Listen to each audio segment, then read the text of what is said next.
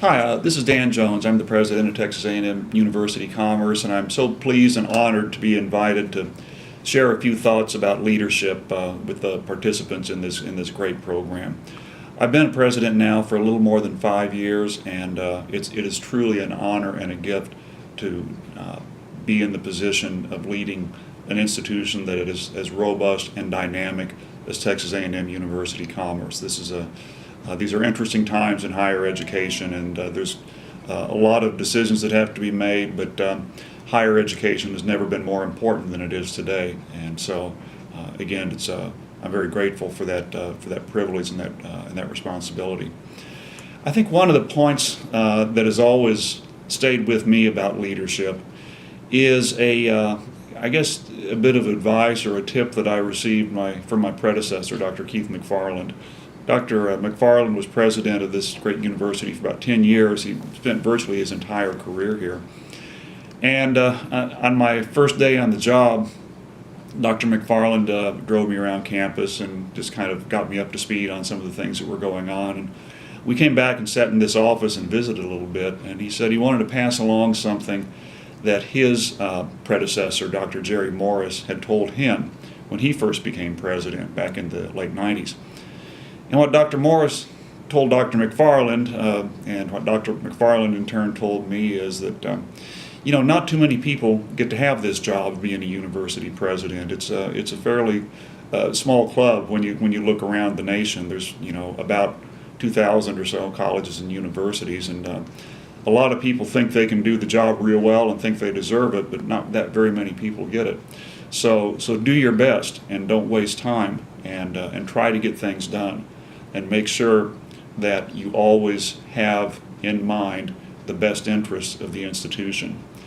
Well, that's such a simple piece of advice, but it's really triggered a lot of contemplation on my part. And as you explore that thought, you realize that there's a pretty important lesson in that. And the lesson I draw is that you need to approach the task of leadership with a great deal of gratitude and a great deal of humility. I think that sometimes leaders fail because they think they got the job because they earned it, or they're better than everybody else, or they beat out all of their competitors who must not be as smart or as effective as they are. I don't know, that may be the case in some instances, but leaders are chosen for specific reasons, and they are chosen by other people. And in that sense, leadership truly is a gift. It's not something that you're entitled to. It's not something necessarily that you earned, but it's something you were given by people who believe in you. And I think that preserving that sense of gratitude and humility is so important to effective leadership. Once you start seeing yourself as being, the smartest guy in the room, and you got to where you are because you're so much better than everybody else, that's when you really start making mistakes, and you start underestimating what the people in your organization bring to the table. So again, that thought has stayed with me for the last 5.5 years, and the longer I'm here, the more profound it becomes.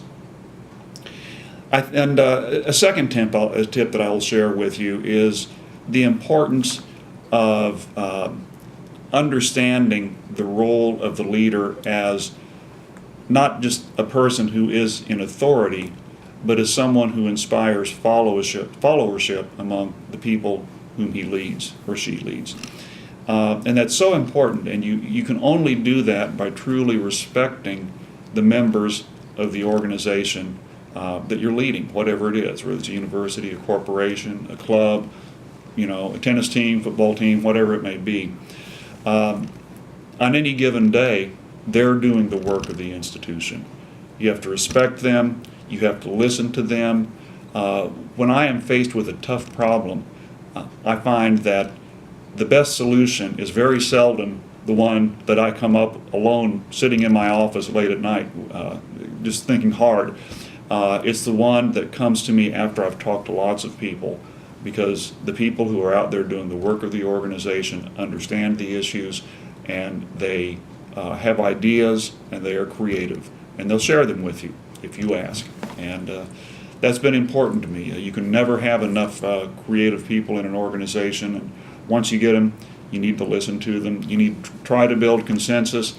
And I'll close with this observation from Jack Welch, who was the man credited with turning General Electric around. Is, I don't know the secret of success, but I know the secret of failure. And he said, the secret of failure is trying to make everybody happy. So you do have to depend on good people. You do have to listen to them. You do need to try to build consensus. But at the end of the day, you may be faced with a tough decision. And you have to recognize the reality that not every decision that you make is going to be a popular one. Not everyone is going to agree with every decision. You make that decision based on the best information and your sense of what is best for the organization. But you have to live with the fact that not everyone's going to agree with you. But as long as they know how you came to that decision, what you based it on, and why you made it the way that you did, you'll find that they will respect you and continue to work with you to advance the interest of the institution. Well, those are just a few things that have meant a lot to me in my leadership career, and I wish you all the very best in exploring opportunities and pursuing success in your own lives.